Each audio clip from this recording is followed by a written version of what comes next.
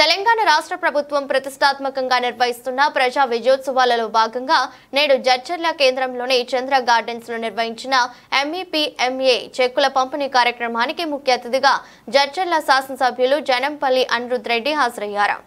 7 లక్షల రూపాయలు ఇస్తున్నాము. ఇప్పుడు 30 లక్షల రూపాయలు ఇవ్వడం జరిగిందని చెప్పి కూడా తెలియజేస్తుంది. దీనికి కేటరింగ్ కానీ దాని తర్వాత గ్రూప్గా కలిసి క్యాంటీన్ కానీ ఏదున్నా కానీ ఈ లోన్లు ఇస్తామని చెప్పి కూడా మీకు తెలియదు. ఇదే కాకుండా వడ్డీ లేని రుణాలు కాంగ్రెస్ ప్రభుత్వం వచ్చిన తర్వాత దాదాపు 11,53,102 రూపాయలు ఇవ్వడం జరిగిందని చెప్పి కూడా మీకు తెలియజేస్తున్నాము. స్కూల్ యూనిఫామ్ మొట్టమొదటిసారిగా మన ప్రభుత్వం వచ్చిన తర్వాత మహిళా గ్రూప్ల నుండే స్కూల్ యూనిఫామ్ చేయాలని చెప్పేసి గవర్నర్ ముఖ్యమంత్రి రేవంత్ రెడ్డి గారి ఆదేశం మేరకు స్కూల్ యూనిఫామ్ జూన్ నెలలోనే స్కూల్ స్టార్ట్ అయ్యేటప్పటికే ఒక్క జత మీరు బట్టలు కుట్టి 2 జతలు అంటే ఫస్ట్ 1 జత ఇచ్చినాం, దాని తర్వాత 2 జతలు ఇచ్చినాం. అంటే స్కూల్ ఓపెన్ అయినప్పుడు ఒక జత ఇమ్మీడియట్గా ఇచ్చిండు, సెకండ్ జత కొంచెం టైం పట్టింది. అయితే ఒక జత ఇమ్మీడియట్గా గత ప్రభుత్వం ఏమో లేట్గా ఇచ్చేది, స్కూల్ ఓపెనింగ్కే ఒక జత ఇమ్మీడియట్గా ఇచ్చిందంటే ఆ ఘనత మీకే దక్కింది. ఎందుకంటే మీరే కుట్టి ఇమ్మీడియట్గా ఆ పిల్లలకి ఇవ్వడం జరిగిందని చెప్పి కూడా మీకు అందరికీ ధన్యవాదాలు తెలుపుతున్నాను. ఇదే కాకుండా స్ట్రీట్ వెండర్స్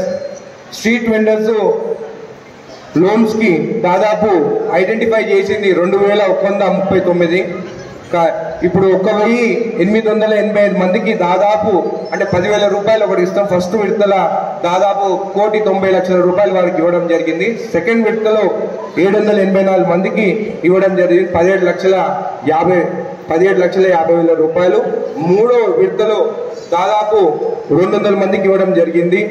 మొత్తం అమౌంట్ 1 కోటి రూపాయలు దాకా అంటే 50,000 చొప్పున ఇవ్వడం జరిగింది. 1 కోటి రూపాయలు వాళ్ళకి ఇవ్వడం చెప్పిందని చెప్పి కూడా మీకు తెలియజేస్తున్నాను. ఆమె ఒక్కటే నేను కోరుకుంటున్నాను, ప్రతి ఇంట్లో మహిళ మీరు బాగుంటే ఖచ్చితంగా ఆ ఇల్లు బాగుంటుందని చెప్పి కూడా మీకు తెలియజేస్తూ నేను కూడా మన పిల్లలు బాగా చదువుకోవాలని చెప్పి కూడా బూట్లు ఇస్తున్నాను. వచ్చేసారికి అంటే నేను కమిషనర్ గారికి చెప్తున్నాను, వచ్చేసారికి బ్యాగ్లు కూడా ఇవ్వాలనుకుంటున్నాను. అదే బ్యాగ్లతో పాటు కూడా వాటర్ బాటిల్స్ కూడా ఇవ్వడం జరుగుతుంది. ఒకవేళ మీరు బ్యాగ్లు కూడా కుట్టి మంచి బ్యాగ్లు ఇస్తామంటే ఆ ఆర్డర్ మీకే ఇస్తాం.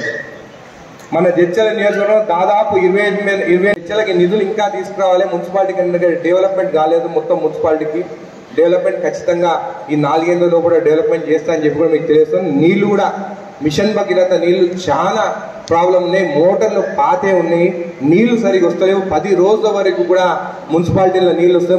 చైర్మన్ గారితో కూడా మాట్లాడతాను, కమిషనర్ గారితో కూడా మాట్లాడాను. ఆ పైప్ లైన్ దాని తర్వాత కొత్త మనం ఏదైతే 45 కోట్లతో మనం తీసుకొచ్చినామో మొన్న ఆ ట్యాంకులన్నీ కంప్లీట్ అయితే నీళ్ళ ప్రాబ్లం కూడా ఉండదని చెప్పి కూడా మీకు తెలియజేస్తున్నాను. ఇంకా ఆ రోడ్డు కూడా సిగ్నల్ గడ్డ రోడ్డు కూడా వాళ్ళ వెనకాల పడి అది కూడా కంప్లీట్ చేయిస్తాను. ఇంకోటి కొత్తగా ఏదో మాట్లాడుతున్నారు, అండర్ బ్రిడ్జ్ ఓపెన్ చేయకుంటే పోతుందని చెప్పి మళ్ళీ శంషాబాద్ కాల ఫ్లైఓవర్ ఉన్నారు, ఎవరు ఓపెన్ చేయలే, ఆ ఫ్లైఓవర్ ఎక్కి అందరూ పోతున్నారు. పెద్దదేమన్నా ఇష్యూ అని నాకు అర్థమవుతుంది. ఏదో చిన్న పట్టుకొని నా మీద వేయాలని చూస్తారు. రోడ్డు వాడుకొని అది మీకోసమే, మళ్ళీ అది సెంట్రల్ గవర్నమెంట్ పరిధిలో ఉన్నది. మళ్ళీ రైల్వేలు ఏం చేస్తున్నా నాకు అర్థమవుతలేదు. DKR నెంబర్ రావాలి, నేను రావాలి, అప్పుడు ఓపెన్ అవుతుంది. అట్నమ్మ అక్కడ లోక్సభలో ఉన్నది అక్కడ, కాబట్టి ఆమె రాలేకపోయిందేమో. ఆమె రాగానే ఇద్దరం కలిసి ఆ అండర్ గ్రౌండ్ ఆ బ్రిడ్జ్ కూడా ఓపెన్ చేస్తామని చెప్పి కూడా తెలియదు. ఊరికే చిన్న దానికి గ్రూప్లో పెట్టి కాదు, ఏమన్నా 10 మందికి అవసరం ఉండేది మాట్లాడండి. 10 మంది పిల్లలకి మనం ఎట్లా చదివించుకోవాలనేది మాట్లాడండి, ఎట్లా అభివృద్ధి చేయాలనేది మాట్లాడండి. కానీ కావాలని బట్టన్ దాల్చి ఏదో ఒకరి మీద వేసినట్టు మాత్రం మాట్లాడితే ఊడుకునే ఎమ్మెల్యేని కాదు. నేను ఏదో కమిషన్ల కోసము, భూదందాల కోసము, కబ్జాల కోసం ఎమ్మెల్యే కాలేదు. జడ్చలని అభివృద్ధి చేయాలని చెప్పి నేను ఎమ్మెల్యేని అయినాను. అది కూడా మీ ఆశీర్వాదంతో. అమ్మ మీ ఇంట్లో ఏ సమస్యలు ఉన్నా కానీ, వాళ్ళొక పాప వాళ్ళ తల్లిదండ్రులు లేకుంటే వాళ్ళ మామ వాళ్ళు ఆమెను బెదిరించి ఆమె భూమి రాపించుకుంటే అది కూడా ఆ పాపకి మళ్ళీ రిజిస్ట్రేషన్ చేయించినారు. నవాపేటలో వాళ్ళ తమ్ముడు వాళ్ళ అన్నకి మతిమరుపు ఉన్నదని చెప్పి ఆయనతోని పోయి రిజిస్ట్రేషన్ ఆఫీస్లో నీకు రైతు బంధు వస్తలేదని చెప్పి సంతకం పెట్టించి ఆయన భూమి చేపించుకుంటే కూడా మళ్ళీ ఆయనకి తిరిగి భూమి ఇప్పించినారు. అదే పాత వాళ్ళు ఏంటే నీకు సగము నాకు సగం అని మాట్లాడేది. అట్లాంటి ఈరోజు జడ్చర్ల గూండా రాజ్యం లేకుండా ఇలాంటి ఏవి అక్రమాలు బెదిరింపులు లేకుండా ఈ సంవత్సరంలో మనము ఈ రోజు ఇంత ముందుకు వచ్చినాం. ఈ సంవత్సరంలో వాళ్ళని ఒవ్వని అంత చేయనీయకుండా ఆపగలిగినామంటే కేవలం మీ ఆశీర్వాదంతోనే ఇవన్నీ నేను చేస్తున్నానని చెప్పి కూడా మీకు తెలియజేస్తున్నాను. మీరు బ్యాగ్ల గురించి మాకు ఒక బ్యాగ్ స్టిచ్ చేసి ఇవ్వండి అమ్మా. ఖచ్చితంగా ఎవరికో పైసలు